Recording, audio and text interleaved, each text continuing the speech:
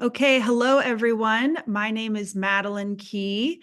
I am one of the leaders of Inventors Groups of America. We are so thrilled you have showed up and are spending your next hour to 2 hours with us.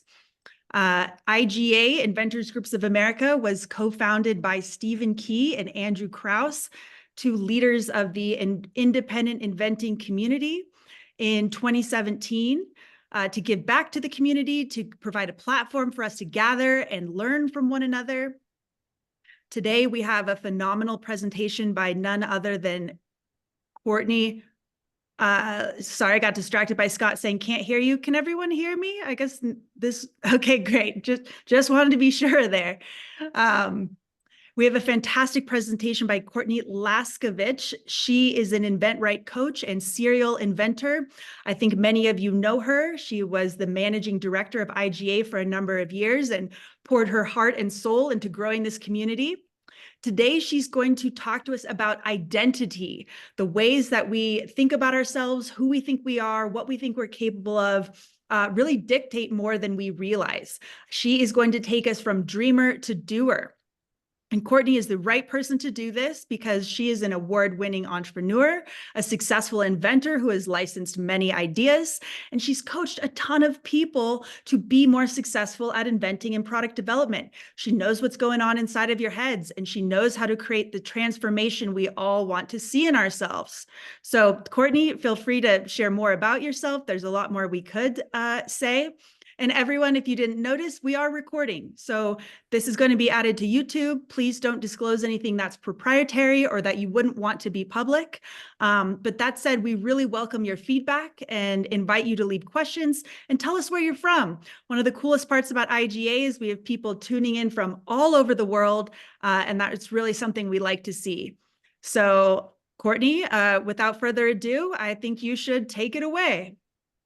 Awesome. Thank you so much, Maddie. Greatly appreciate it. And hello, everyone here. I'm super stoked to be here and present my identity presentation for you guys. Let me go ahead and bring up my presentation and we can go ahead and get started.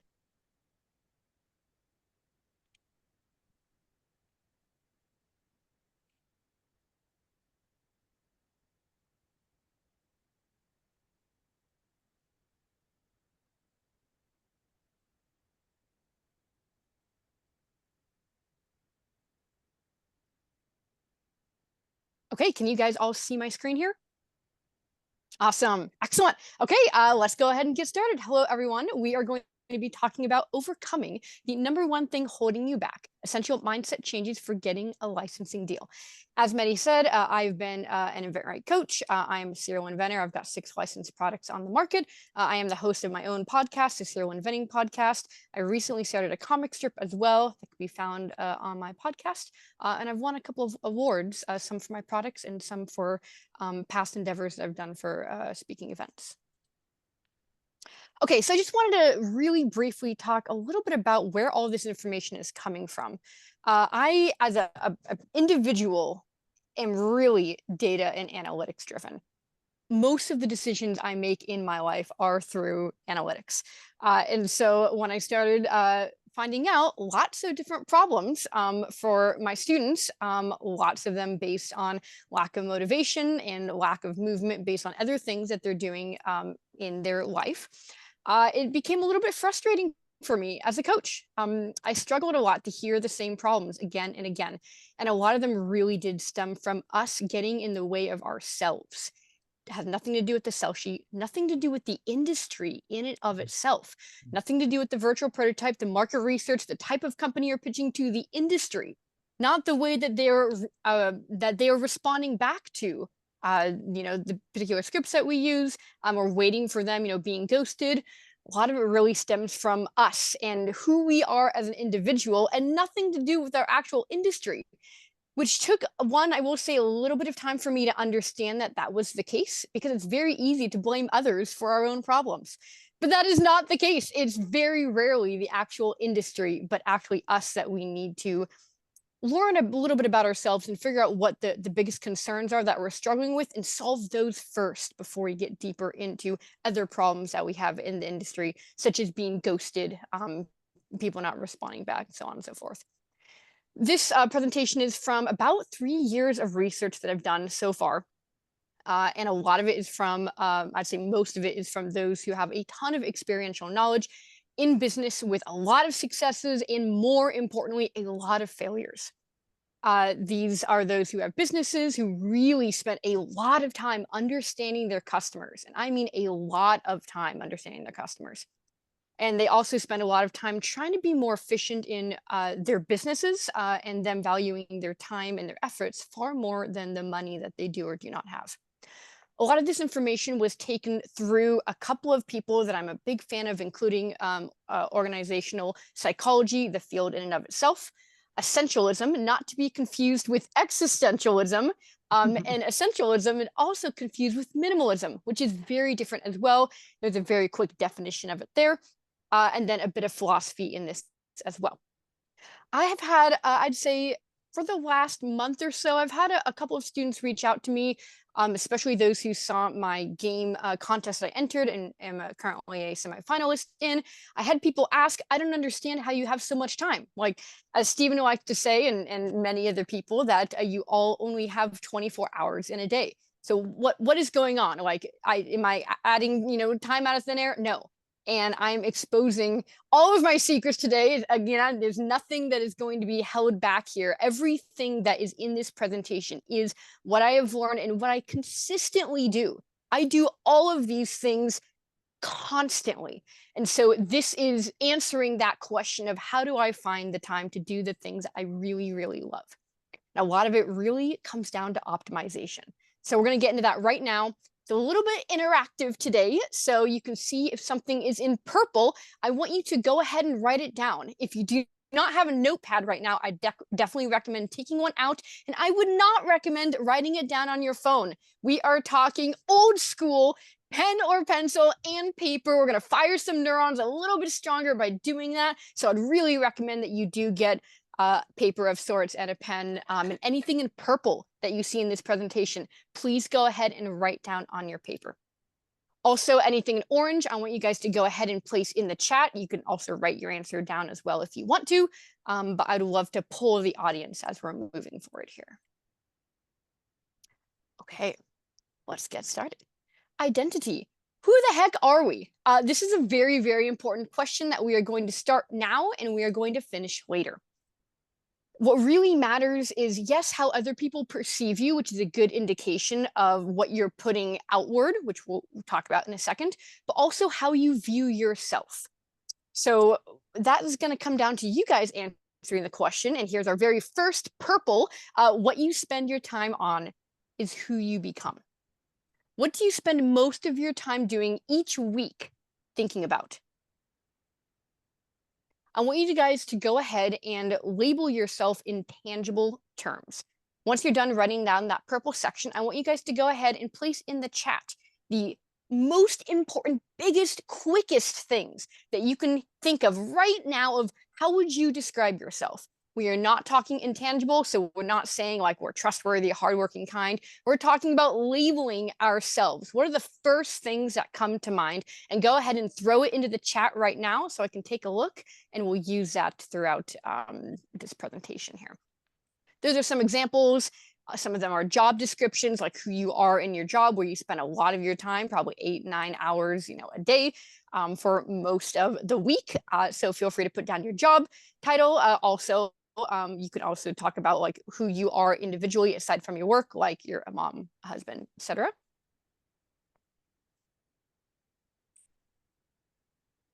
Excellent. We've got some good responses here.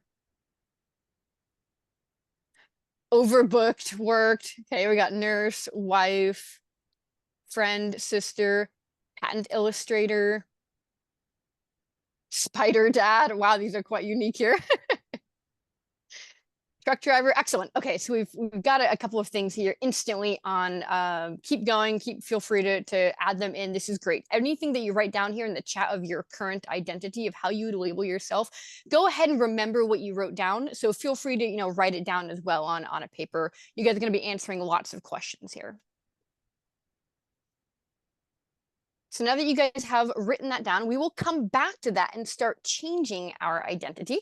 But first, we're going to do a little bit of education and history, and how did we actually get here? So we're going to start here with a Zig Ziglar quote. Your input determines your outlook. Your outlook determines your output, and your output determines your future. I would definitely go ahead and write down this formula. We'll be coming back to this formula as well. Input, outlook, outcome, future. The great thing about this formula is you only need to remember the very first thing because everything comes after it. As long as you make sure you understand exactly what is being input, then everything will flow smoothly, especially if you make sure that input really is in line with your future. Here are some quick examples of an input: a negative work environment that you work in. Maybe your family not supporting your dreams. Maybe you're watching a lot of TV to relax at the end of the day, taking your work back home and having it infiltrate your home life, doing something you don't enjoy for long periods of time.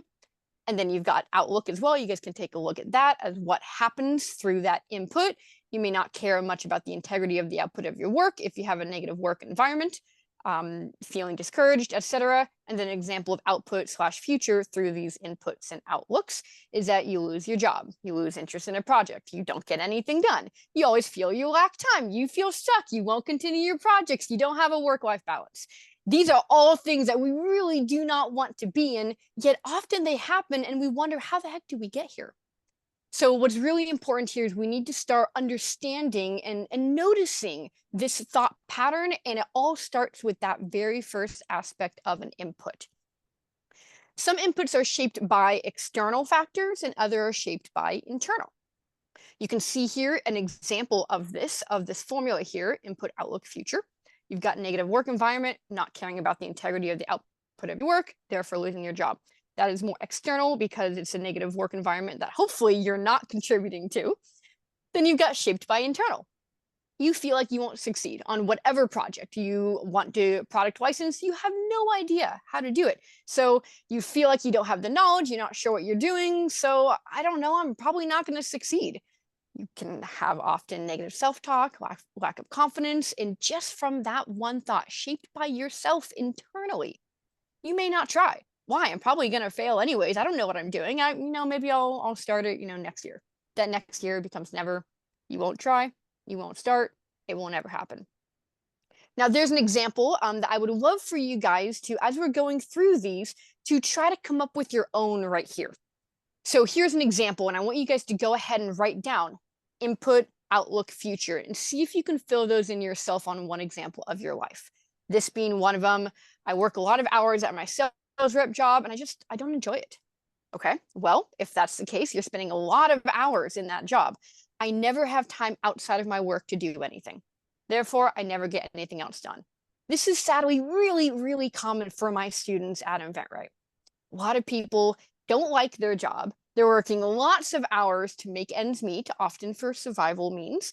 And therefore, they come to the calls and they say, I just don't have time. I just can't get it done. And we're going to dissect that a little bit more on this presentation of priorities and how that can really be a big pitfall for ever getting anything done, whether it's in this industry or just projects that you say you're passionate about, yet you don't actually make the changes in your life to make sure that that passion truly shines through and you do actually move forward with things you're passionate about. This is a book that I really recommend called Your Mind's the Magician. And here's a good example of where you're putting your energy on the right with this hose. This is a good example of what happens, especially when you do not know that water, your creative energy, your time, your effort, all of that is constantly flowing. But if you're not pointing it anywhere, you're not going to get anything done with it. Where are you pointing that hose? And a lot of people don't know that you actually have a hose that's constantly pouring water. Are you pouring water on the ground? Are you aiming it at a plant? Do you even know that you're wasting a ton of water right now? A lot of this starts with awareness before we can even solve the problem. And this is the beginning of that awareness aspect. Understanding your input is the number one most important thing you can do to go ahead and change your identity. This book, I love it. Here's a quick quote from it. Moving to any new place in life literally involves deliberately putting oneself out of balance in the direction of the intended destination, and then trusting your creative mechanism to create the necessary points of support. A quick story here, I will say, I do a lot of MMA, jiu-jitsu, Muay Thai. I'm into martial arts. And there's an instructor story that I'm aware of from my partner, Mike. And he had an instructor for teaching Muay Thai.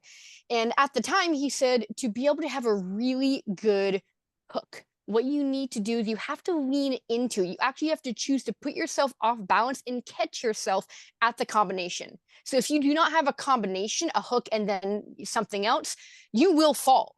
And so you want that next step to catch you. And that's a real good example of what's going on here. Okay, now we're going to get a little bit more into the nitty gritty here. Have we settled? We're going to talk about mediocrity. I actually wrote a paper on this in high school. It's a funny story because we had to write a paper about a topic we were passionate about. This was my junior year. And I said, I want to write a paper about mediocrity. And my teacher was like, what?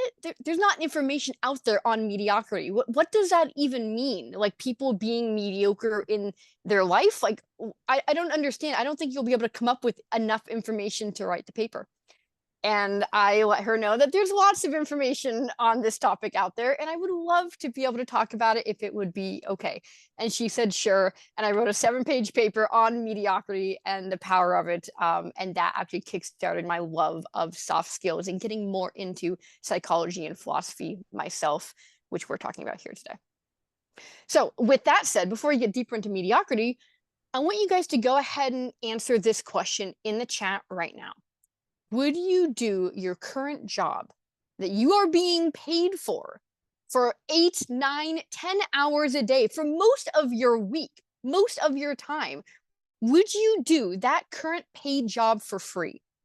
I want to see in the chat here, is this a yes? Do you love this? Is this a no? Let me get like a good feel from you guys that if you enjoy your job enough that if it was offered to you, you would absolutely do this free. And we're talking about your current job. We are not talking about product licensing. Okay, we've got some no's. We've got a couple of yeses. Part of it, yes. We got some no ways. We got some caps of no's. We got some long no's. I've got a couple yeses. No way. Great. Okay, so we've got a good feel here for the audience. And I would also sit with that. Again, we're talking about awareness here. How does that sit? If those of you who said no in any capacity, I would really delve into that. Why would you not do that for free? You don't have to go ahead and let us know in the chat why. And feel free to if you're willing to, but I'd really think about that. Why would you not do your job for free if you're spending so much time doing it? Why wouldn't you do it for free? And I want to have a raise your hand here, and Maddie, maybe you can help me out so I can see the audience a little bit better. I want everyone to go ahead and raise your hand if these bullet points are you. Raise your hand if right out of high school you got a job just to make some money that most likely was not in your area of interest.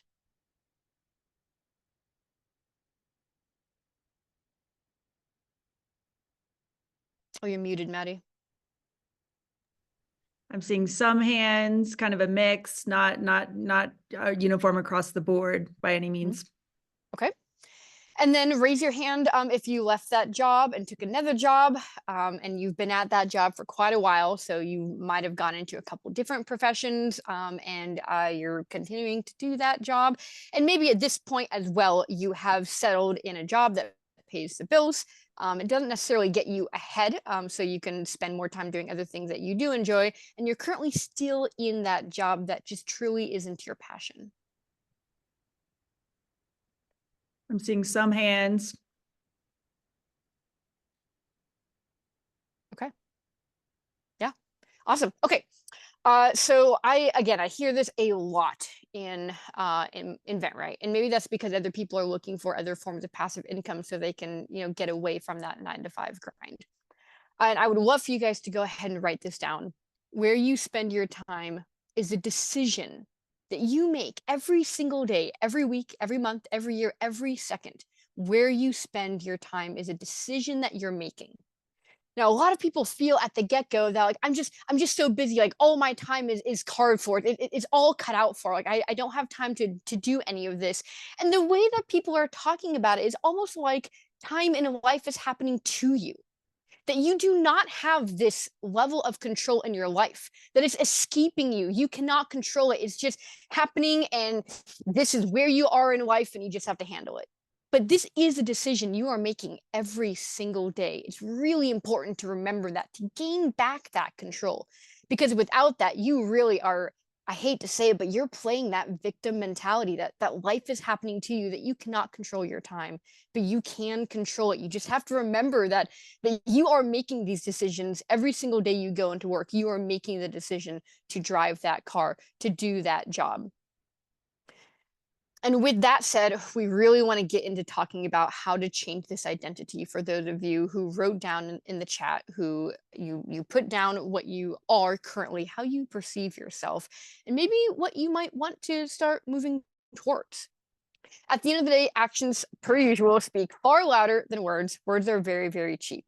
And so we can talk about it all we want, but if we don't actually make improvements and changes in our lives, then at the end of the day, it doesn't matter what we say. What matters is what we do. We have to prove it to ourselves to make things happen. I would be also very curious to see how many people get licensing deals for those who truly make a lifestyle change.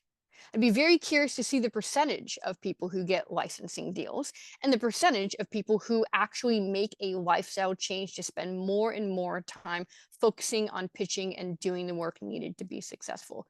I wonder if those percentages are similar, because making a lifestyle change is really, really difficult, especially when you don't have a path to move forward with. We're going to talk a little bit about if we're going to be changing your identity first or your behavior first, to make sure that everything is succinct and the path that we want to move forward with is actually true. We actually can move forward. There's a lot of blockages. Again, a lot of like victim mentality of people saying that they just can't move forward. It's impossible. There's this mental block. I just can't do it, Courtney. I just don't have time. I just can't make that change. Well, a lot of those blocks come from us, and we have the power to actually change that. Most of the problems that I see through my students, again, are particularly just on finding time and staying motivated. If those problems are the problems that we have, and it's not based on more frustration on not getting a licensing deal, not knowing what to say to a company, but ourselves, that we are the ones that have the problem, these are solvable. This is incredible news, because we can control all of these factors. We cannot control if a company is going to like our product. They have their own opinion, but we can control all of the obstacles and blocks that we put in our way, and that these soft skills, benefiting and learning to make sure that we focus on the soft skills and the hard skills, and we can control them, we are cutting out 80% of the problem. And that is amazing. And we can do it. We have to rely on ourselves to do it, but we need to do it. So let's talk about the difference between changing your behavior and changing your identity. When you change one, then the other, it's a little bit like entering a bike race without a bike. You're not going to win. You're going to be running. This is not going to work out too well. Another purple thing here, the things you aren't passionate about are the things that will hinder you from making it in the industry. Do not forget that. These are things you are not passionate about, yet they are controlling the very thing that you are most passionate about and often are your dreams. And yet you're letting things that you're unpassionate about control that? Like, that in and of itself is wild, that is the case. And this is what we're working with. This is what we need to change. When I got my very first deal, it took me 82 no's. Can you guys guess? Put in the chat, guess how many, at what number did I think, you know what? I kind of want to stop. This is kind of hard. Like, I'm getting a lot of no's. I think I want to give up. Mind you, I didn't give up at 82. I got my deal. But guess what number that was, coming from me with grit and resilience and so much energy and love for the industry. I see some in here, 10, 25, 5, 6, 7, 50, 60. Okay. So these are actually pretty good. I'm pretty impressed with what you guys put out here. It was number 10. I got 10 no's where I'm like, you know what? I think I'm kind of done. Like, I don't think my product's worth it. I think licensing's not for me. I think I'm going to stop. Like, I think this is just not me. And of course, I had a coach who probably laughed in her head at the time that I was kind of feeling like I was done at 10. And of course, I got some much needed coaching at that moment. And of course, I did not give up. And after 2 years, I got my very first deal, which eventually turned into 4 licensed products at the time. And of course, now I have 6. Okay, so yeah, let's go a little bit more into this situation here with redefining our life patterns. This is where a lot of the psychology comes into it. I'm going to go over a couple of these things and then we're going to move on to a couple other topics. There's a lot of information here, and this stuff is really, really important because a lot of this at the end of the day is coming from things that we are, the way we grew up, things that we cannot control. And it's who we are, the way that we thought how life worked. And so this is how we operate. But we need to be aware of this so we can understand how we got here. Often when we're young, we have parents, of course, who are teaching us through routines of what to do. We've created holding patterns and structure. Structure is very, very beneficial. It can also be very restrictive. And the older we grow up here, the more that it can become a concern, especially if you're going a more non-traditional route. Like if you're getting more into your own job, entrepreneurship, serial inventing, that type of thing, side hustles, lots of passive income things, not a 9-to-5 job, this becomes a problem. Take a look at a couple of these things here. Again, for survival, right out of high school, or if you go to college, right out of college, we need to get a job. We need to make ends meet. Maybe if you went to college, you have debt. Okay, you need to survive. Yep, that's fair. We need to find a way to make money. Very, very true. We need to live. And so we often take a job that we end up staying there with, and we sacrifice our dreams right at the get-go. Like, you know what? I do need to survive. And it's true. We do need to survive. But very often we just take a job to make ends meet. And then that passion, that dream that you had, slowly gets lower and lower in our priorities. And often it never goes back up in that priorities. It kind of just disintegrates and vanishes. This is our dream we're talking about, guys. Like our dream, our passion. It's wild, just wild that this starts getting lower and lower because we are surviving, but we never go back into it. So again, recognizing that we have these holding patterns, that we prefer comfort. We don't want to disrupt our patterns that we have. They do make us feel safe. And again, that's both a blessing and a curse. It often feels very instinctual. And again, for a form of intuition and survival. And that really gets us in that holding space of not, going after our dreams at all at that point. We do need to create space.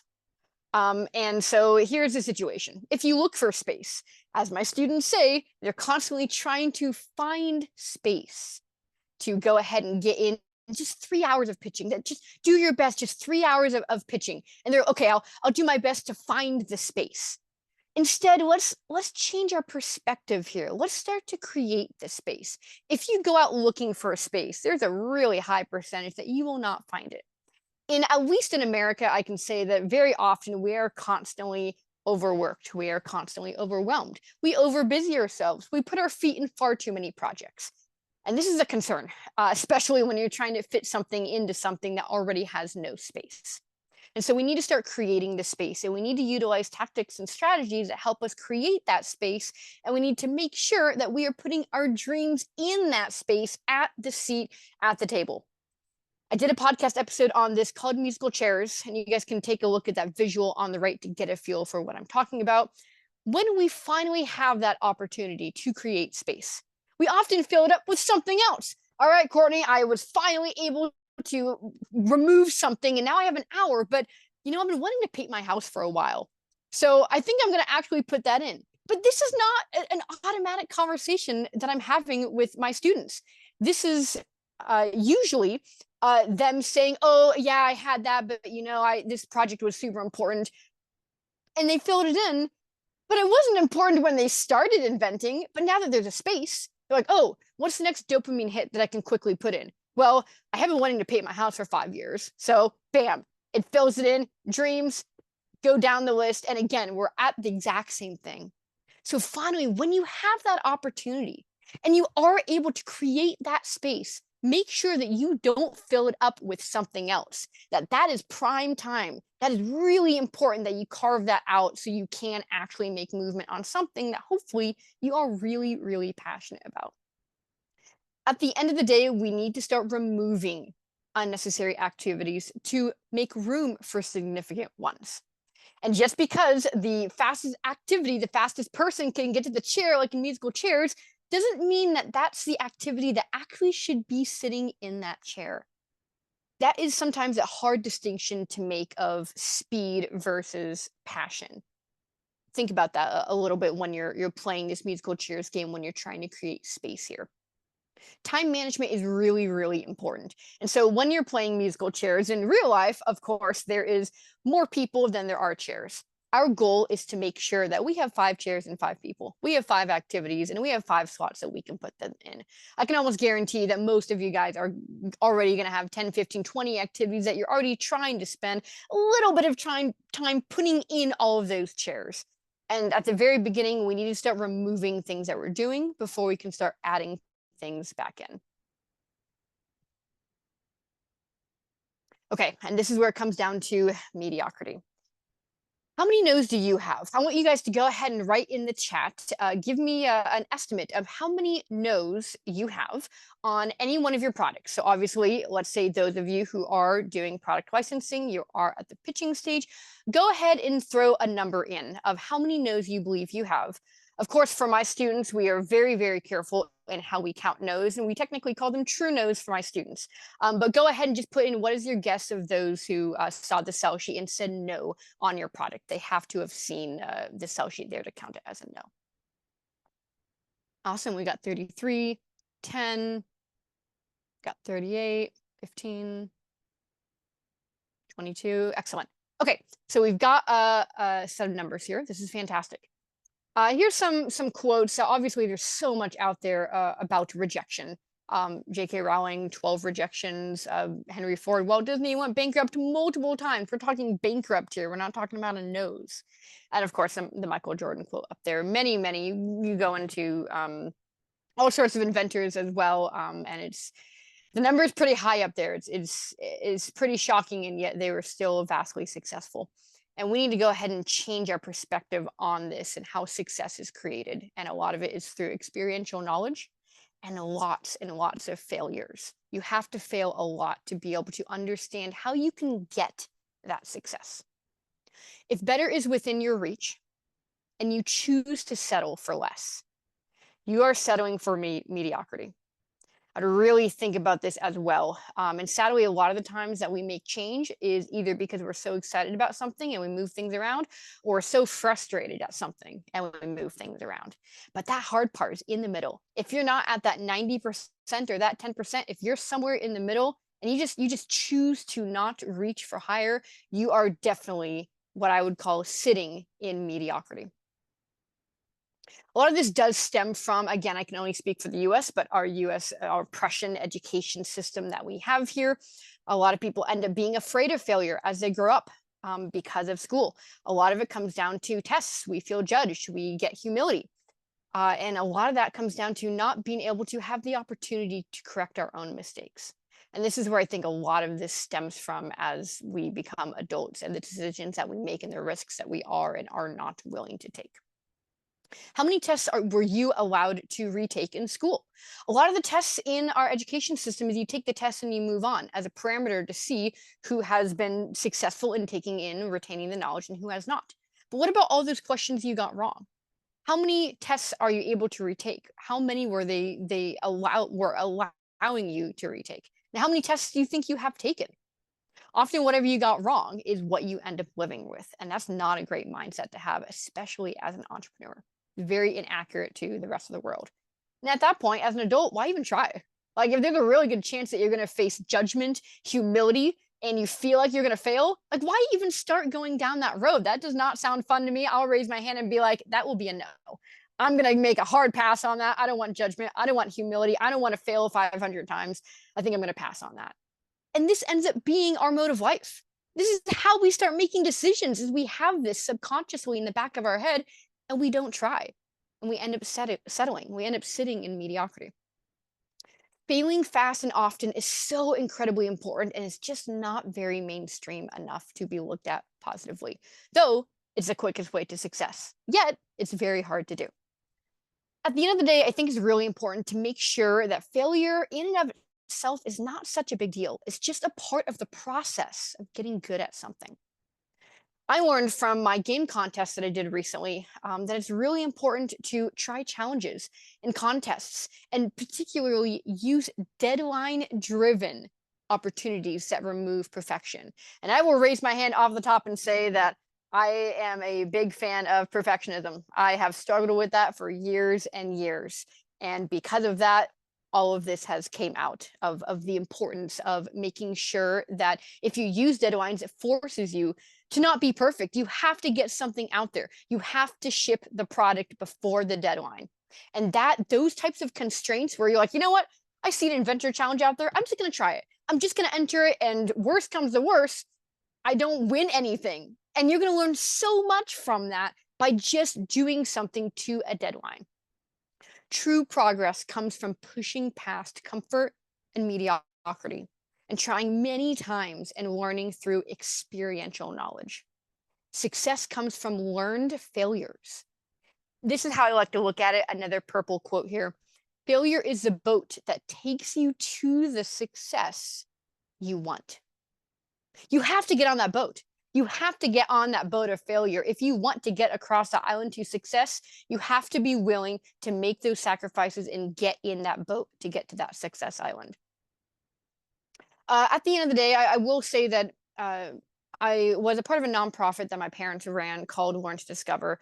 And the most important thing that we taught there through a variety of educational technology-based classes like robotics, animation, video game design, the purpose of creating this nonprofit was to instill passion in wanting to learn and to learn how to learn and to be curious. And by doing that, it's allowed me as well to be very, very endlessly curious about the world, and knowledge is power. I definitely got that from my dad. Yeah, with that said, it's really important to understand where that mediocrity is coming from. And of course, raise your hand if you feel frustrated with your lack of movement. Just give me a raise of hands here for those of you who are pitching. I see some instant hands. Let me scroll down here. Yep, I see 2 hands. I see some waves. Perfect. Okay, we'll take it from there. We've got a lot of hands. Ben, you are like going all over the place, waving like a crazy man. I'd say that you're counted in here. Yes, and this happens. This happens very often in our lives on various different projects. You know, not just product licensing here. This is what matters at the end of the day. If you feel frustrated with your lack of movement, a company's not responding, at getting, no's very slowly, to the point where you're like, you're starting to give up, maybe you want to stop pitching. Is it because of your own excuses, your own challenges that you're dealing with in life, and your lack of perseverance, persistence, grit, and discipline? Or is it because you'd really just rather spend your time elsewhere and you just aren't passionate enough about it? And either of those are fair answers. I'd really sit with that and think about what you believe that answer is. Sitting in limbo and being upset about it, as we talk all the time with my students, is not going to get you anywhere. In fact, it's dangerous. It's very dangerous. It can alienate companies. It can waste people's time, and as well as not just myself or anyone as a coach, but as well as your families and people in the industry. I think a lot of this also stems from worshiping money and not time. You can get money back. You cannot get time back.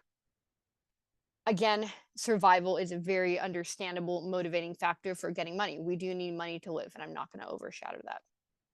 But we do need to, at some point in our lives, we do need to start reframing that and making sure that time is almost always above money here, especially when you're not in a fight or flight mode in your life trying to make ends meet. Why is success always right on the other side of when you want to give up? Success is earned. And this is a problem here because this is what it always feels like, is that it's always on the opposite side. Right when we want to give up, if we just push a little bit further, very often success is earned right on that other side, but we give up right before. And so I feel like at the end of the day, this is much deeper than a licensing deal. It's a reward for your new identity that you have become and mastered. And delegating is really important as well. Once you go through the process multiple times, you need to answer these questions in this order. Feel free to write this down if this is relevant to you. The first one, this is in order, so make sure you do this top down. Number one, can you delegate it? Yeah, that's a simple question. Yes, you can delegate it, or no, you can't delegate it. Number two, what do you want to spend your time on? For example, for the most of the time, I enjoy making my own sell sheets. I can do it. I have the skills for it. I often do. There are other times when I can do it, and I can delegate it. And I have other things that I cannot delegate, like pitching. My time is my number one most important value. And so I recognize that and understand it. And so there are times where I'm absolutely paying for my sell sheets to be made because the very most important thing that I need to be doing is pitching. And that is something that I can't delegate. So therefore, to create space, something has to give. And sometimes that ends up being my sell sheet or, various other things that I am able to delegate. Then, of course, what skills you have and can you afford to, that's definitely something that you do need to think about. The 12-week year is an incredible book that I would definitely recommend taking a look at. Feel free to check out that quote, and it talks about accountability. Just because you have interest in something doesn't mean you are committed to it. Very important. I would definitely recommend writing that down. Act on your commitments and not your feelings. It might seem daunting to do some things, but what makes it a commitment is overriding your emotions to keep yourself motivated. Commitment is putting a lot of effort into keeping the promises you made to yourself. It means you prioritize your duties and overcome laziness and reluctance. Definitely continue, and if you haven't yet, then start to ask yourself, what can you delegate right now? A mind stretched by a new experience can never go back to its former dimensions.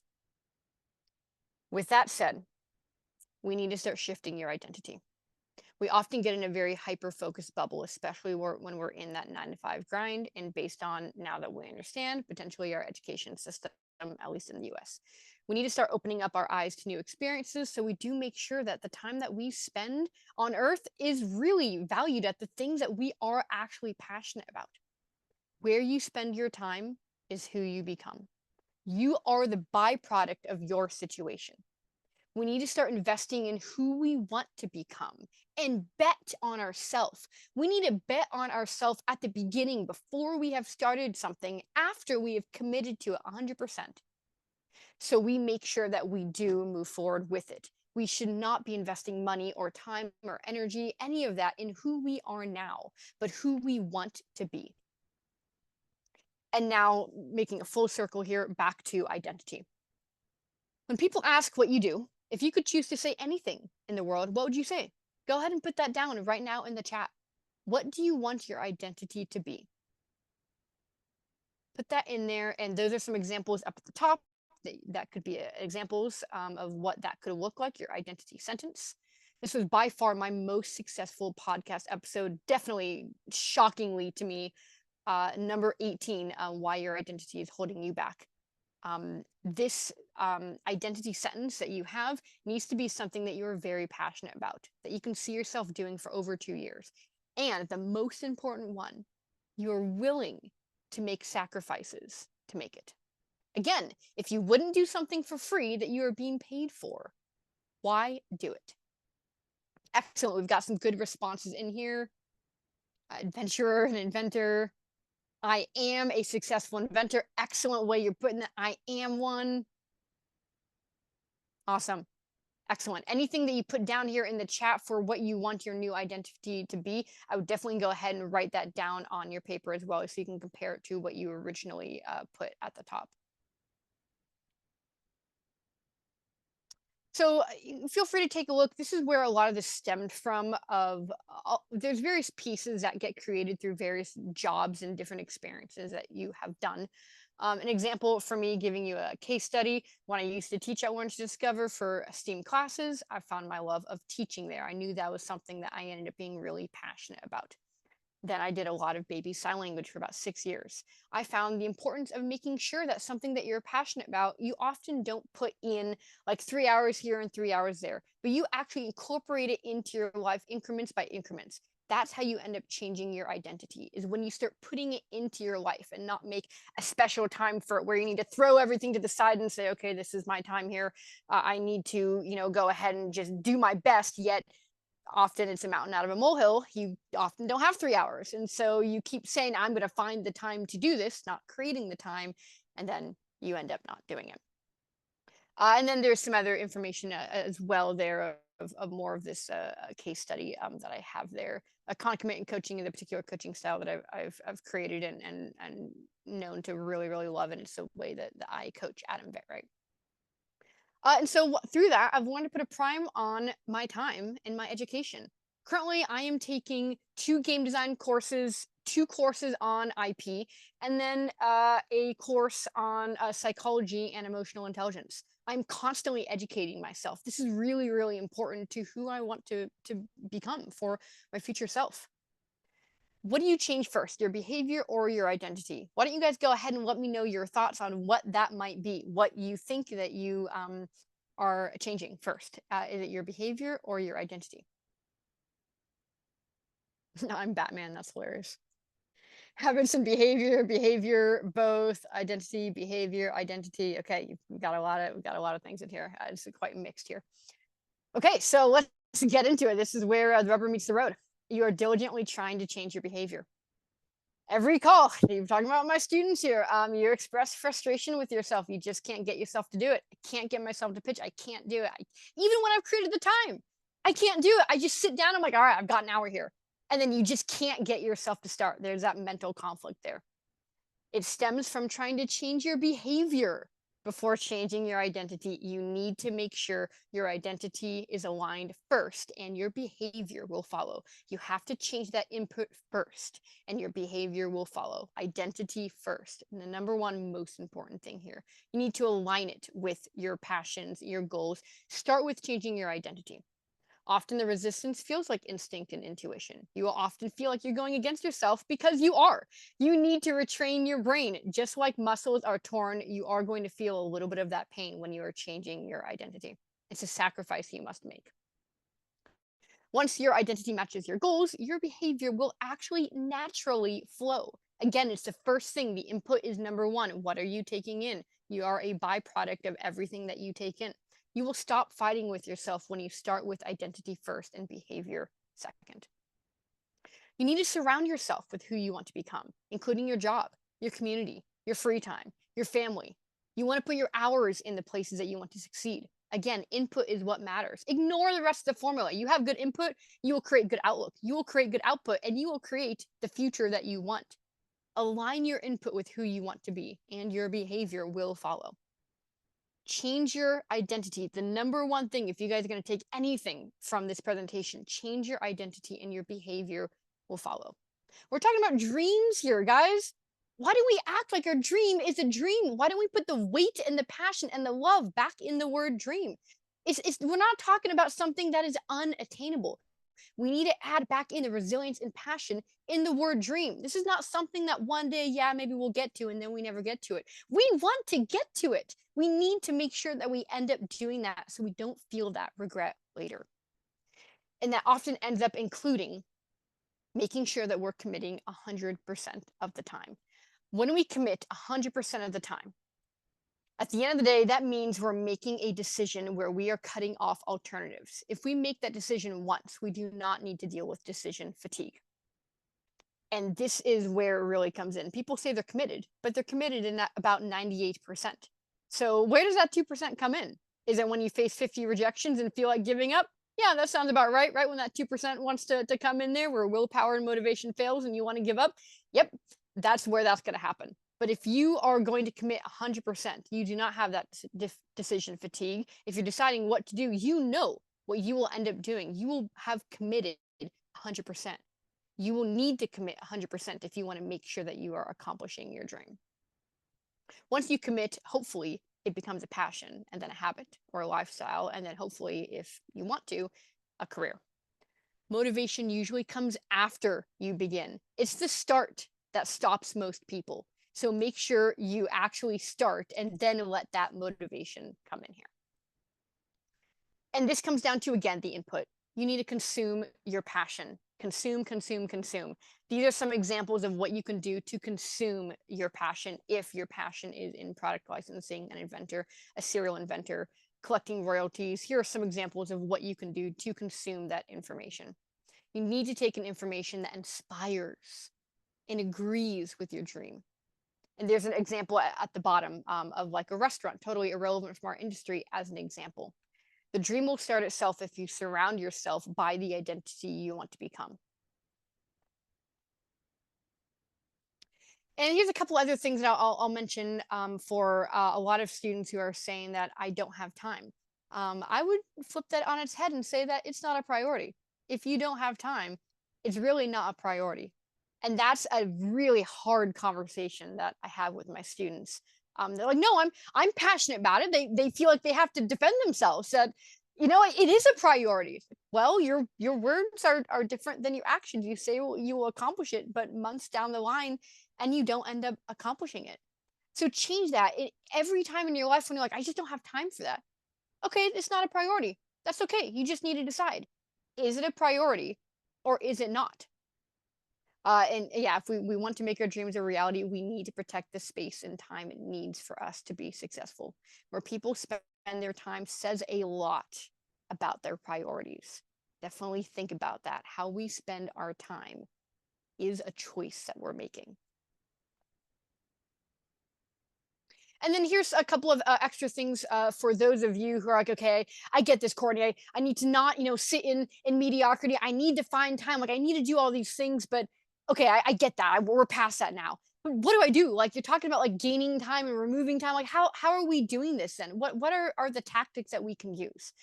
Definitely, you guys will want to spend a lot of time here, especially in the recording, trying some of these tactics.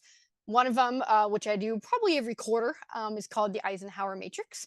And these next 3 sections here are purely just talking about getting back time, so removing things from your life, gaining more time, and then efficiency. All of this is about solving that problem of I don't have time once your priorities are in line. Yeah, breaking unproductive habits. This is a big one. This is a formula that I have created that I found to be really important, including especially when there isn't just a trigger. A lot of this comes down from at the end of the day when we want to relax. We worked hard during the day and now we go home and we want to wind down.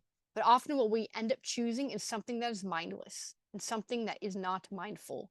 We need to make sure that the extra time that we do have is truly spent on things that can help you focus on the things that your identity, who you end up actually wanting to become.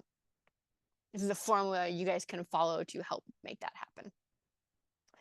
Okay, and yeah, continuing with getting back time, you need to remove things from your life. There are so many different endless tactics and strategies. Often in my coaching calls, my student will mention a very particular thing, and from my long list of tactics that I have, I will then pinpoint the thing of what they're struggling with and have them try that. And so acknowledging your discontent, question your priorities. Why haven't you prioritized changing what you don't like about yourself? Guys, this is simple. This is very, very simple, but why? Why haven't we prioritized changing the things we don't like about our life? It should start there. And that could very easily start with a list. Why haven't you asked your boss if it's possible to try switching to a different shift? Or why you haven't been able to block off a weekend to try something you are passionate about? Have you truly explored all of those options to make sure that the time that you're spending is truly in something that you enjoy? You have to take action. Trying new routines as well can really, really help, and something that you can do instantly. And yeah, making movement. Do you feel mentally exhausted? I get that a lot as well. Well, I'm mentally exhausted.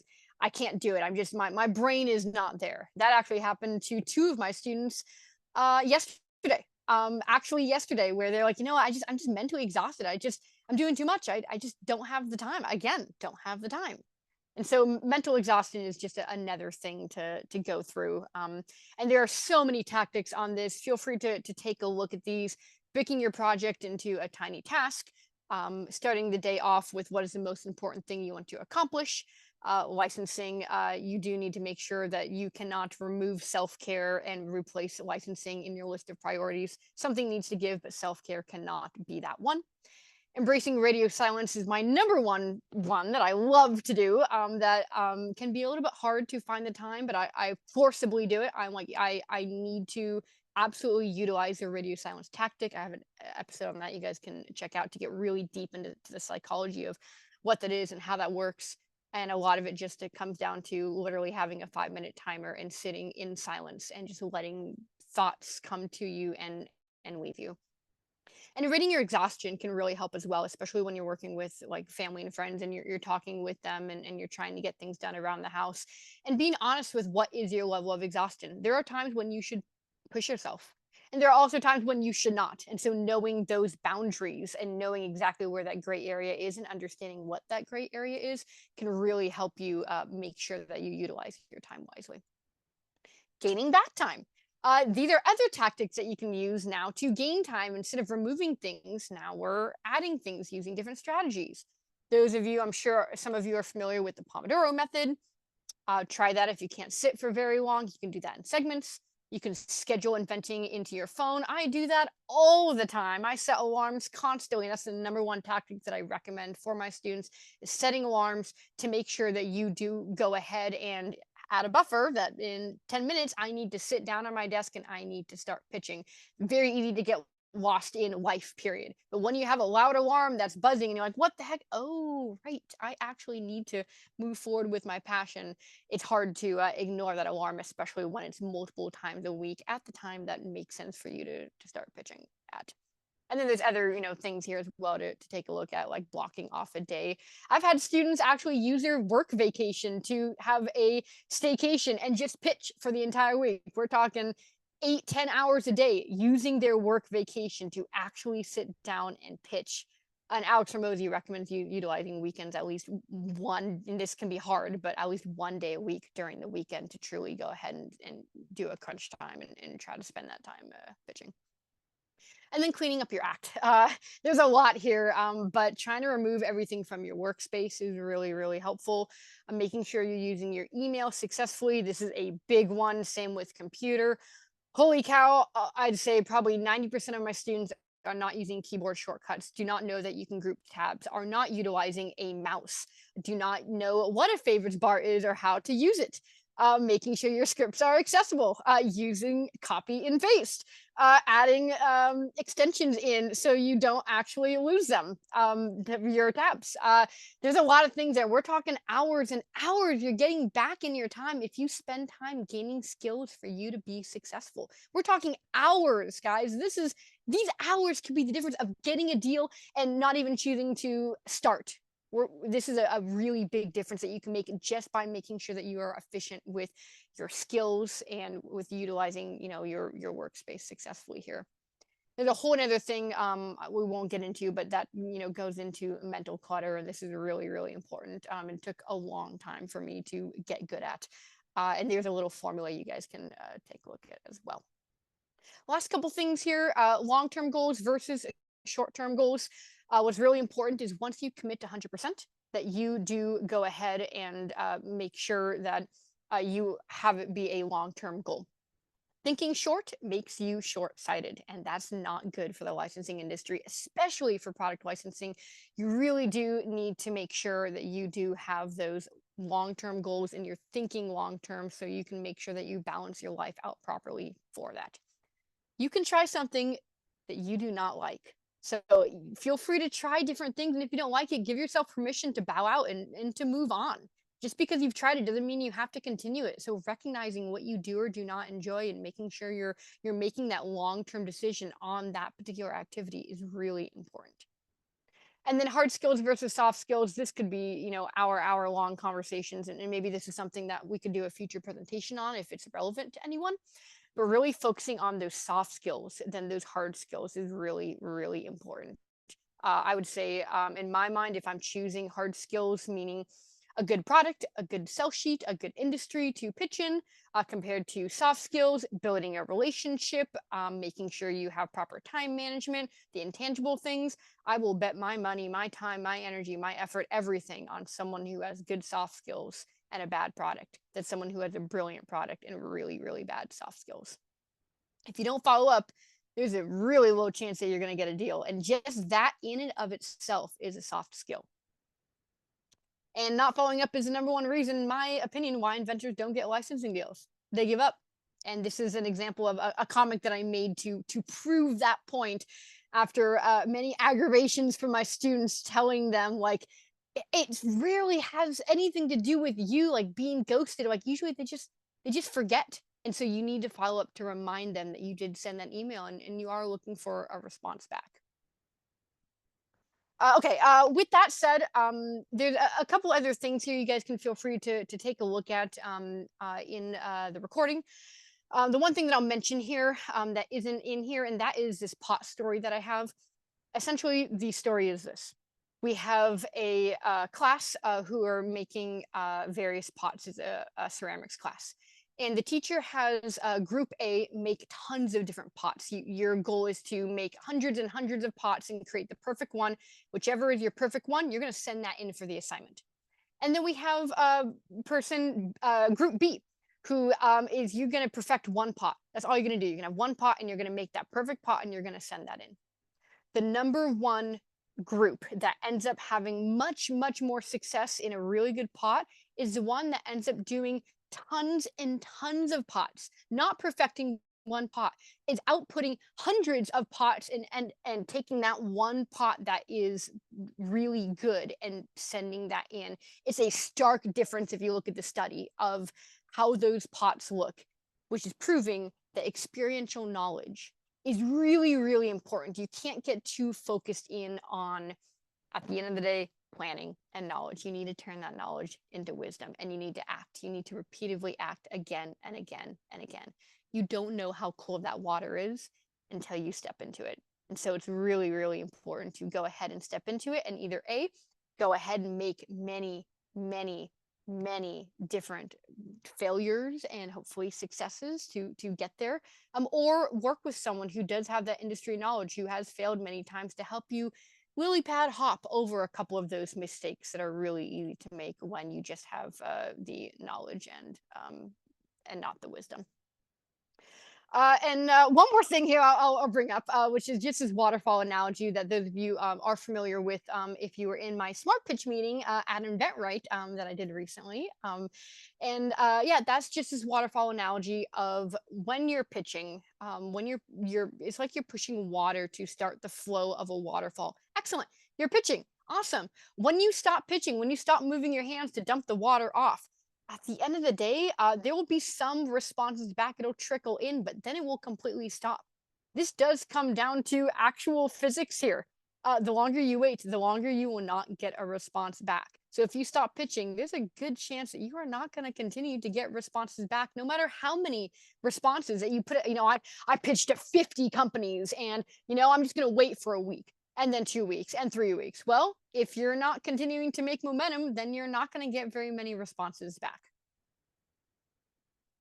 And so for any of you, those who like this type of information, who are interested in observational psychology, organizational psychology, chronic commitment coaching, and learning more about where this knowledge is coming from, essentialism, definitely recommend taking a look at these books. They're also on my website. I'm a big fan of these books. I have read all of them. I do not recommend a book that I have not read. A lot of this has stemmed from this knowledge from this podcast, from this webinar. There's so much information in here. And so I'd recommend slowly diving in bit by bit and utilizing these tactics. If you guys are struggling with pitching and you are fed up and you're frustrated, I have a 3-part series on my podcast that really goes into reframing the way that you look at pitching to make sure that you understand where that frustration is coming from. And those of you who do not have a coach and are interested in maybe considering getting a coach, and you're curious of how the heck do I coach? What type of coaching do I do with Inventors? I go over that in my 50th episode called Commitment Coaching. And so you guys can take a look at that to get familiar with what that style is. And last but not least, I'll mention that if any of you guys are interested in future presentations, these are maybe some topics that might be of interest to those of you. If you are interested in this A or B of these, feel free to put in the chat, like, write the letter A or write the letter B, and we can take a look at those and see if it might be relevant for us to go ahead and in the future maybe do some videos or maybe another webinar on one of these. A, why you don't have a licensing deal yet, and B, the soft skills of success. Thank you guys so much for coming. I know this was really quick here, and we went a little bit over time here, and we'll of course jump into some breakout rooms. But once again, the most important thing for you guys to take in at the end of the day, in my opinion, is you really need to align your input with who you want to be. Change your identity first, and your behavior will follow. If you haven't started yet, it's the hardest thing to do. And the first thing that you can do is start by gaining information in the industry or area that you're passionate about. Courtney, I think I speak for all of us when I say that was absolutely phenomenal. Someone commented you made them uncomfortable and they thanked you for that. I would have to agree. You're giving us the real talk. You're being honest. I think something we don't acknowledge is that this requires hard work. It's hard work to change. It's hard work to become the person you want to become. You're right. Success is earned. So everyone, if we could give just maybe a round of applause for Courtney. I know we're virtual here, but she's going to see your faces on the screen. And thank you everyone for writing in as well. Truly remarkable. I've got some chills. One of my favorite ideas, kind of quotes, is there's no transformation without collapse. Something's got to give to become something else. And that can feel scary, but it doesn't have to. That can be really beautiful too. And now that we've heard more than enough from me, I'm so sorry, Ben, I didn't acknowledge you earlier. We've got the one and only Ben Harrison here with us, the creator of Smart Pitch, our fearless leader and host. He is going to help us get into some breakout rooms so we can continue the conversation. Ben, take it from here. Yeah, I don't know how you guys want to do it. I didn't know that we were going to already be at like 10 past. We have a couple of questions that I think would be really good to get to. If anybody has an idea for a breakout room that they would like to break out and hear about, we can get into that. If not, if you just want to give us whatever questions you have, we can hang around a little bit and get those answered for you. There was one question while you're entering that into the chat that I would like to ask for Courtney. That was, let's say you finally found a company that you would like to license your patent to. How exactly do you bring it up? Do you just say, by the way, if you're looking to license my patent, let's talk numbers, shall we? So they're asking how you would broach reaching out to a company that you wanted to try to license your intellectual property to, how you would initially bring that up. It's a bit of a long answer, I would assume, to that question, but feel free to take that. Yeah, that's a massive topic, which is why it's an entire step at Inventors. Step 8, it's hours worth of education there. Just from the get-go, let's just assume that you did your market research, you have a virtual prototype, and you have a sell sheet, you have potentially a provisional patent application, and you're ready to pitch. You definitely need to create a good hit list, and that's where that pitching starts. And there's many ways to find companies. One way to give you to answer that question a little bit is by going to a store that you think should have your product. So if it's a hardware item, go to Home Depot online. Go to the category that you think your product should be in. Look at the brands. There's a brand section. Look up those brands. Let's say it's Irwin. Great. Irwin is a brand that's going to be on Home Depot. Use Irwin. Go to the irwin.com website. Make sure that your product fits in. And I would go ahead and start with, preferably if you can reach out to sales and marketing emails, great. But often you can't. Sometimes you just have a support email. So there's many different tactics, and we won't have time to go deep into any of these tactics because there's so many different ones. But one of them is you could ask, has they ever worked with outside product ideas before? Hello, I'm a professional product developer, and I have a product that I think would fit in very well with your product line. Who would be the right person to talk to about outside product ideas? Thanks. Very simple. You can also bypass customer service by just saying, hi, I have a question for the sales department, and hope that they direct you to sales or marketing. And a lot of the hardware companies, as an example, have portals. And so definitely check that as well and see if any of those companies have a submission portal. Potentially start there if the submission agreement looks fine, and then go ahead and try to find other ways to get in, such as other forms of email or LinkedIn. So if I can add something to that, Courtney, great answer. Jose, I, I would say my personal recommendation. I'm not a lawyer. This isn't financial legal advice, anything of the sort. But my personal recommendation would not be to come at somebody and say, "Hey, let's talk numbers, shall we?" That's not going to be the best way to start to build a professional relationship with somebody if you're looking to get your intellectual property license. If you found companies that you think would be a really good fit, you've done your research, a really good way to open up that conversation is just to ask them if they take product develop or ideas from outside product developers, if they are open to open innovation. And if they are open to that, then hopefully they have a process. You can ask them about that and they can start to help walk you through that. But getting started off in anything, just trying to get exactly to the numbers or brass tacks, it isn't going to come across all that great. And it's better to make sure that people are open to doing that in the first place, and then ask them a little bit about their process and see how you can be a team player and make sure that you have all the key elements in place in order to send over to them, like really great marketing material that makes sense, and that you have everything in place in order to make their job easy to say yes to you, and to not worry so much about just the numbers, but finding a partner that's going to be somebody that you're going to want to work with and that can take your product and get it into a bunch of stores. So maybe just change your perspective just a little bit and think of like how you would want somebody to start a relationship with you, and kind of ease into it before you go right for the kill and start talking numbers. Courtney, there was another question I saw somewhere in here. Madeline, let me know if William says uh, he has hard time eliminating ideas, marginal ideas. Work very hard on eliminating marginal ideas. Do you have any advice on that for people, Courtney, on how they can maybe pick the right projects? No doubt you see a ton of different projects come across your desk from students.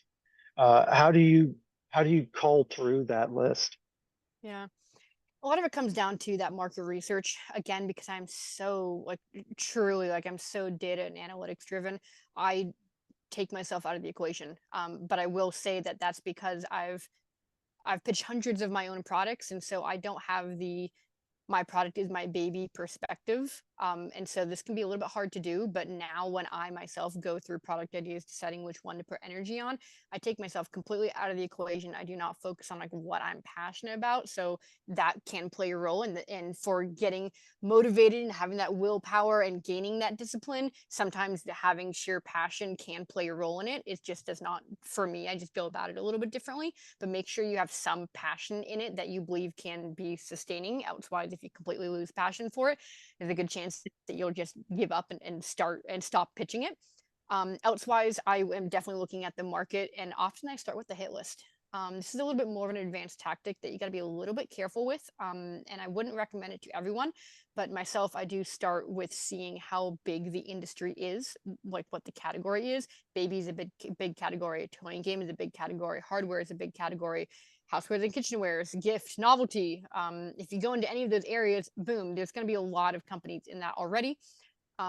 Something small, something without electronics, something that's lightweight, something that shipping can be pretty easy. At the end of the day, those are like the biggest parameters.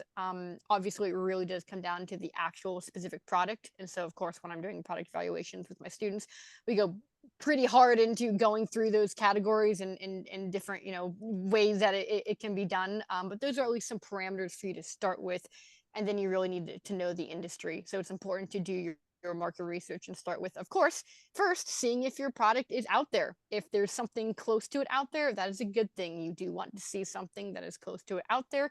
It shows proof of demand. If there's nothing like it out there at all, that means that it might be hard to bring it to market because it might need some education involved in it to make sure that the company understands what the benefit is to the consumer. So I'd look at it that way as well. Wow, that's a great answer. Thank you so much, Courtney. So I've seen some comments, Madeline, people saying that we should just, not worry about having any kind of breakout room, getting into all that, and we should just Okay. have a little bit of an open session for a second. And that works for me. Yeah, that absolutely works for me. I just looked through the chat and I'm going to pull out one more kind of question comment before people have the opportunity to write in others. Kevin wrote, the frustrating part for me is the no response. So I'm wondering if I'm knocking on the right doors or trying to access the company in the most efficient way. This definitely seems like a main pain point for people. And I'm not pitching ideas for licensing, but I'm pitching other things. And you spend hours writing these messages, you reach out, you do your research, you get excited, and then just nothing, and so it can feel like that time was for naught.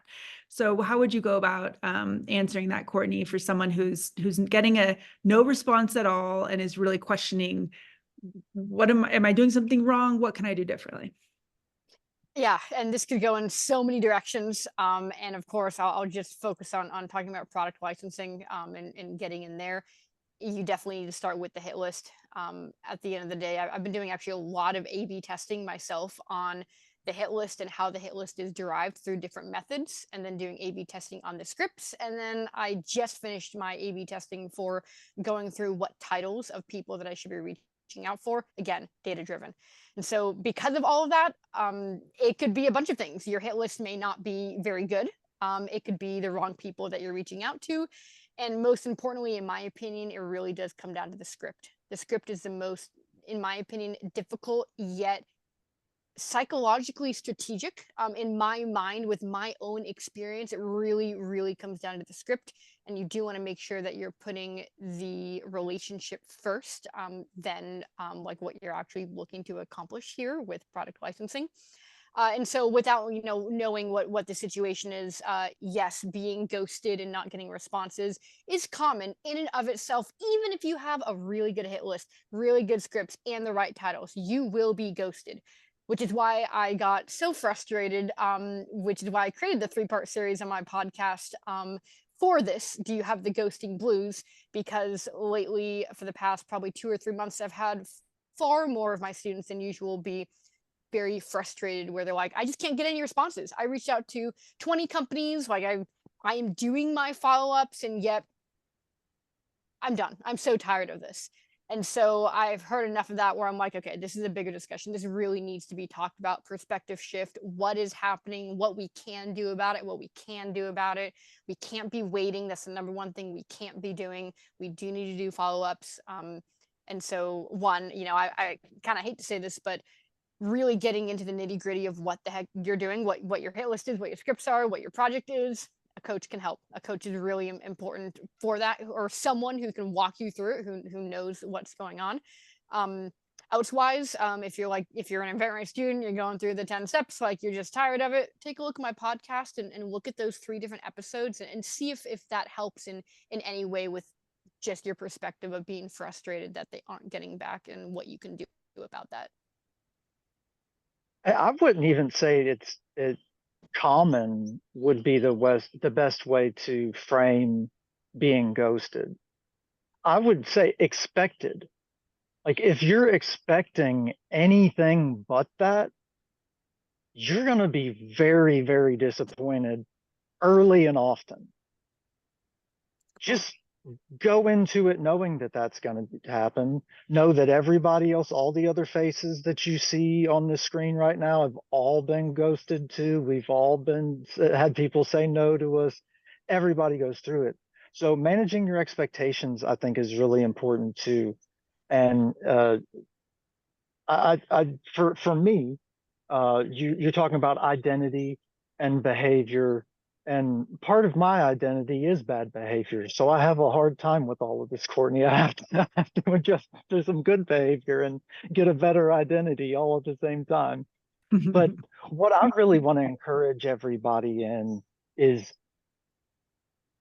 we all know what it's like to be ghosted. We all know how bad that feels. And if you've tried reaching out at all to anyone ever, you've experienced that. What I want to make sure that everybody, the point that you get to, is I want to make sure that you get to experience what it feels like whenever it works and what it feels like whenever you send your idea over to somebody and they like it. Because all the bad things that happen, all the frustration, all the ghosting, everything in that moment, it doesn't matter anymore. You forget all of that because of the good things that happen. So changing your behavior, changing your identity, it takes time. And it takes getting to the wins, even if they're small. It takes doing the work to get to the point to where you do get those wins, to give you the motivation and to help you to see yourself different too. And once you start to pile those little wins up, once you start to see yourself as that other person, I think is beautifully put and a wonderful message, Courtney, that you change who you are as a person at that point. And I really want to encourage everybody that it doesn't take a house, on the coast to be success. Success can be getting your idea out there. It can be taking action. And you pile up enough of those little successes, and then sooner or later you've built the life that you want on your terms. And I want to encourage everybody that can start with one win. So just go out and get that one little win and start to see yourself different. Sorry, I'm go off on my soapbox rambles, and I probably have missed a question or two. Madeleine, do you have anything else that you saw?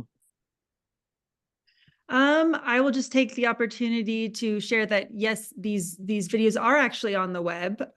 They are not only on the Inventors Groups of America YouTube channel, which I will link shortly, but we also publish them on the InventRight TV channel. So if you would like to watch the recording, that's what I'm assuming this question was about. If I misinterpret it, please let me know. Courtney has made her podcast widely accessible as well.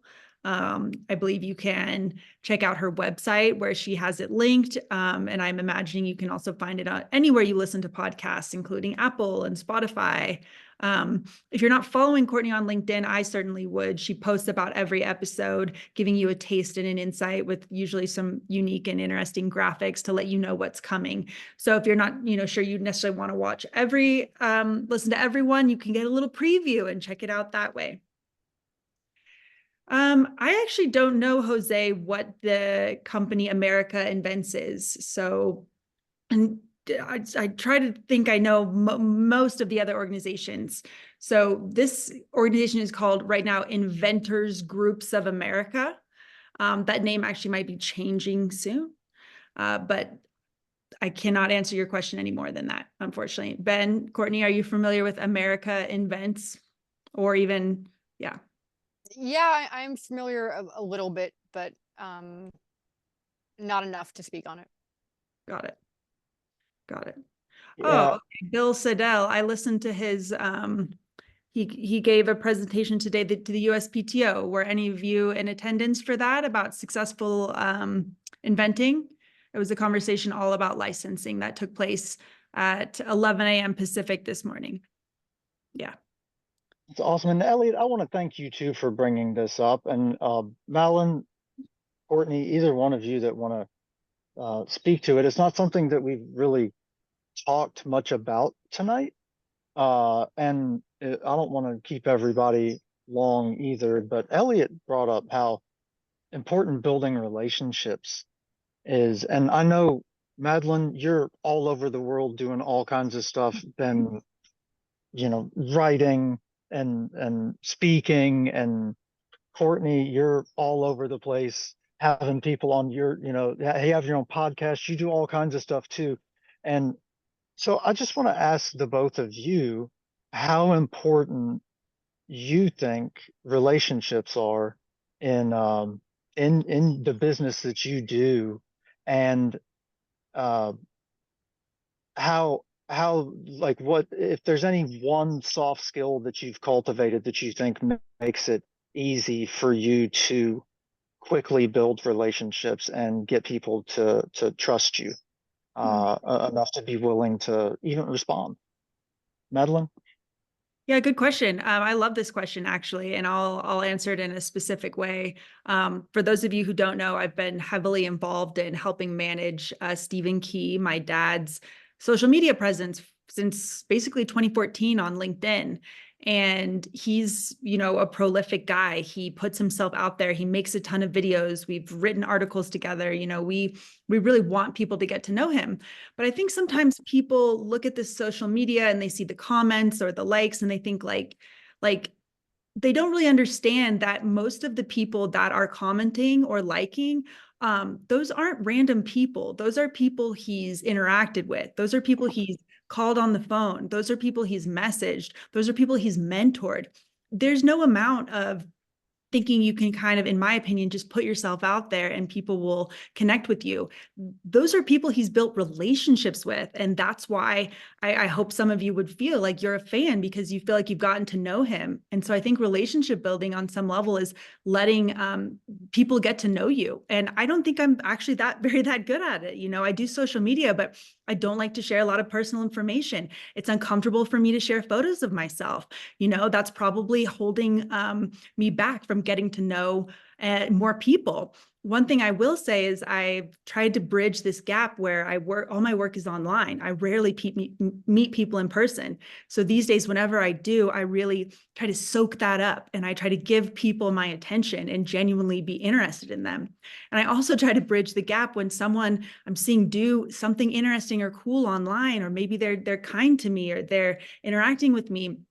I try to get that person on the phone or on the Zoom and say, like, who are you? And it's not because I think that they can do something for me. It's because I'm curious and I want to learn. And there's so many people who do so many unique things here that I think Courtney's right. Like when we're not curious, we've really lost our footing there. And so, yeah, sometimes relationship building can feel a little transactional, but I think from a long-term perspective, it's finding people who you want to rock with and who you want to cheer on. And so something I try to do on social media is be very generous with my encouragement. I think it takes guts to post anything publicly, let alone something that's intimate, that's a failure. And so it's very easy for me to say, good job. I like what I'm hearing, more of it. And I'll never forget this. I was at a conference with mostly patent attorneys, and I was actually trying to do a little social media for maybe this industry. And I just realized how unique and special what we've built in the product development inventing community is, because one of the patent attorneys, who's a great, nice guy, was like, oh, I don't really like people's posts because I don't want to clog up other people's feed. He perceived liking something as taking away for some other people. And that was such a weird scarcity mindset to me. I couldn't believe it.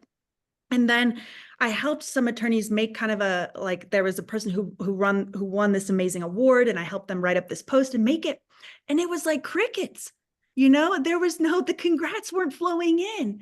And so I think something that's so beautiful about creative people who are really we all know how much work it takes and how much doubt and fear there is. They're really willing to support each other. And I would say that's an easy way to build a relationship. Be generous, be curious. I think we're all kind of hiding sometimes, not wanting to share. So I don't know if there's anything useful in that, but I think it's the most important thing you could do. And yeah, I think it's a great answer. And from just real quick and Sorry, Courtney. I'm really curious to hear what you have to say about this too. But from your perspective, as someone who has run social media campaign or social media account for someone who has people reach out to them all the time, you've been doing it 10 years now, you said, since 2014. It's 10 Yeah. years. How, first off, is there any one pitch that you guys have got from somebody or any one initial message that you've got from somebody that has stood out? And how much do you appreciate and notice when people engage with the content that you post? Oh man. Real quick, just so everybody can hear it from your perspective, because we're not all social media Yeah, managers. yeah, yeah. No, the love I feel for people who have regularly interacted with us and been supportive runs really deep. I know the names. If those people wrote me an email, if they asked me for anything, I would basically be like, yes, what can I do? How can I help you? Thank you, because we are really nothing. Like there is no social media without people who support you. It just like doesn't exist. You know, there's some I love this question too, because I don't read all the messages anymore. I haven't for a while, but there was a long period where I did. So I got to see a lot of outreach from other people. And in some ways it's simple, if you have a short message, if you are kind, if you are respectful, and if you demonstrate some degree of specificity, if you show me in one sentence or one line that you have not just taken like a cursory look and are messaging 25 people for help, but you actually appreciate what we've done because you read something or you listened to something and you tell us how it helped you, that is like gold. That is why we're doing all of this. And so, that helps us be curious. Some people are really cute and they reach out at the very end and they're like, hey, I licensed something, thank you so much. And that's great. But even those small wins, like we're in the business of basically what Courtney is trying us to do, which is link action with intention. We want to get here. We know the action piece is there. And so, yeah, it's, you get a sense really quick if people are going to if they want to take a lot from you, and I think relation building is about reciprocity. So you're always wanting to like give before you can ask, so when you write that message with something that you've taken the time, you've taken your time and now you're giving that positivity, people generally want to reply to that. And that's something I forget when I'm reaching out, because I'm like, okay, this is what I need. This is what I want. How can I get it? And that's a transactional mindset. That's fundamentally different. Yeah. You're so right. And everyone, I want you to pay pay attention to what Madeline just said, and remember that whenever you're trying to build relationships, that's what we're talking about. Building relationships, how important that is. You just had someone who has run social media for someone for a decade tell you they have a deep love and affection and remember the names of and will respond to the emails of people who have paid it forward. Not in expectation of something, not in a I scratched your back, you scratch mine mentality, but the people that truly pay it forward. You want to know how to build a relationship, that's a great place to start. Costs you $0.00. Yeah. Not always going to work, but totally worth a shot. Worst case scenario, other people see you out there being positive. And that's not a bad way to be seen as a professional. Sorry, Courtney, you've been so patient. Do you have anything to say about relationships and your style of that? And anything else to add? I think this is an incredible discussion, one that we should be having a lot, especially as inventors, because that's what we're doing. We're using our creativity to help someone else be successful. That is what we're doing. Like we are, yes, trying to get our product on the market, but through that, the only way for that to be successful is to make sure that that company is making money off of our creativity. And so this is an incredible, like, it's definitely the most important. I would agree with you, Maddie. That's the number one most important thing that we're doing is we are building relationships, and we need to make sure that that does happen, and that's at the forefront. And in a way, we're kind of, again, with the psychology of script writing, it's important to make it clear that at the end of the day, we are truly trying to see how we can help them be successful. And so we're asking, like, what can we do for you? And so through the way that we script write, we're trying to help them first. We get a small percentage of their earnings. They're making most of the percentage, and it costs us very, very little besides our time to be able to present something to them. And so it's a cool conversation, because at the end of the day, yes, it's very important. And also, we're asking in a way what we can do for them by offering something where we're helping them be successful. I mean, that's what it comes down to. And by us helping them, we also get a little percentage of the pie for our efforts of that royalty percent. I just Yeah. want to jump in there real quick. I love that perspective. I recently heard Keanu say it like that. I asked him, "How do you think of yourself? Are you an inventor? Are you a designer?" You know, and he says, "These days, what I think is I'm trying to do is help companies be more successful. I'm trying to find companies that want to work with me, that are open to that, and that's what I'm trying to do." And so to hear that exactly from you, you know, like a couple days later is just really interesting to me. I don't think that's necessarily always the mindset, and not necessarily one we've even kind of shared from InventRight or Inventors Groups of America either. It's like, I'm finding a good home. Okay, that's still very self-centered, you know, that's all about me. Where can this go? That's very different from, where are some open-minded, cool people that want to work with creative people like me, and how can I get to know them, and how can I like serve them? That someone described themselves as a servant earlier, which I also really liked, because I think that's a beautiful perspective, to be like, to know that you're serving other people. So Ben, chime in please, because I hope you got something to say to that. Well, I so this is my perspective on business in general. I've been an entrepreneur my whole life, and something that's rang true the entire time is that people do business with people that they want to do business with. May not always be the cheapest, may not always be the most popular, may not whatever, but you end up doing business with people that you want to do business with. And so if you can be that person, be a team player, like what Keanu's saying, go at it, come at things from an angle of, how can I bring value to you? That's what I want to do. I want to bring you value to where you're able to make more money, rather than what can everybody else do for me. I think that mentality is going to serve you much, much, much, much, much, much, much better. Is be the type of person that you would want to work with. Learn your industry, pay it forward, be seen as a professional in that space, and find like-minded people that you want to work with. And don't look at everything as such a big deal failure. This, like Courtney's saying, man, it doesn't matter. Just get out there, get your beautiful creativity that only you have, your unique creativity that you have.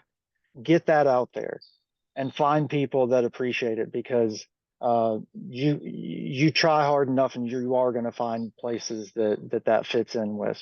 And whenever you find those right fits, it can change your life. And we're 5:40. We've gone way over, everybody. Thank you so much for hanging in with us. Courtney, thank you for your wonderful, wonderful presentation that you had. That was so much information. Uh, Everybody's going to have to go back and look at the screen recordings just to be able to even begin to digest that. Madeleine, I took a couple of screenshots earlier whenever we had a little bigger crowd, but if everybody Thank you. wants to now, you can even do a little smile and a wave, and we can get Oh, some so more nice. real I quick. would love that. I just finally checked Hey, the, everybody. Hey, the big smiles and gallery view. waves. So nice to see your faces. Thank you, everyone. Yeah. Really nice. This is such a great group of people. Mm. It truly is. Thank you, everybody. Good to see you, Elliot. Elliot asked me if I'm working after dinner. I may be getting a call. Elliot also asked in a private message if we were cooking via a cauldron earlier. Like Does that's a look a good. little colder, like, um, before we wrap up, just one second, we really want this platform to be useful to you. Please, at any point in time, we welcome your feedback. We welcome your requests for topics and speakers. And, we're planning on it beginning to invest some more time in this platform because we think it's really unique that we're actually able to gather, and we see an opportunity for people wanting to do that more, maybe not having that community in IRL and in physical space, and being able to tap into it here. So yeah, we have a next meeting at the end of July. I'll be planning on interviewing an AI entrepreneur inventor who is all about how you can use AI to supercharge your inventing and development efforts. I would love to hear questions in advance and during. And just to wrap it up, thank you, Courtney and Ben. This was really spectacular, and I'm glad to be here. Thank you all. Thanks for having us, Courtney. You're amazing. Thank It's you really- guys. Awesome to be here. Have a good night, everyone. Thank you, everyone. Bye.